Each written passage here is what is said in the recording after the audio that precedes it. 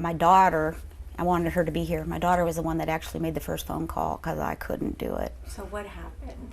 She called and said, hey, I think you're my uncle. And he thought she was trying to sell him something. And she just tried to convince him that I think my mom is your sister. Oh, what?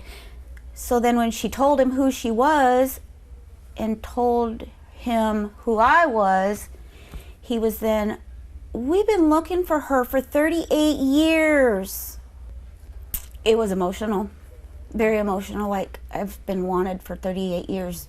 How good must that have felt? It was very heartwarming. Uh-huh. And I've known since I was very young that I loved her. She and I had that bond even though I had never met her. She and I had that bond, and I knew that that bond was strong enough to pull us back together. She did say she was sorry, but it was not her decision to give me up for adoption, and that decision had been made for her by her parents. Because she was young? She was 18 in 1960s. When you were 18, you weren't allowed to have a job. I'm 18 and a mother, unwed. You weren't allowed to have a job. You weren't allowed to have an apartment. You would have to stay at home with your parents. Well, her parents said, you're not coming home with a baby, so you give it up for adoption. It was not her decision. Had to be gut-wrenching. I couldn't imagine having to go through that. So fast forward and you find out you have how many siblings? Oh, that was the exciting part. A brother and a sister and nieces and nephews, and that was just wonderful that there was more family, and that family wanted to be part of my life and want me part of their life. So I was in the hospital, had just had back surgery, and my doctor informed me that I have an extra vertebrae.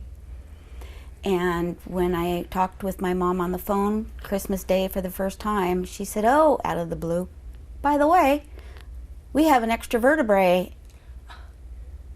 And I said, really, me too, because my doctor just told me that. Yeah, there's so much coincidental things that have happened, and now it's all fitting together and making sense when before it was sometimes didn't make sense. But and I don't know if it's just because I longed to see her face, or is she really beautiful? You know, she's beautiful in my eyes, but it doesn't matter what other people think. I think she's the most beautiful person because she's my mom, and I finally got to see her and know her. What a blessing. What a blessing. It is a blessing, and I count my blessings because I know that this wouldn't have happened had God not been part of it. How good it feels, huh? Yeah, after all these years, definitely.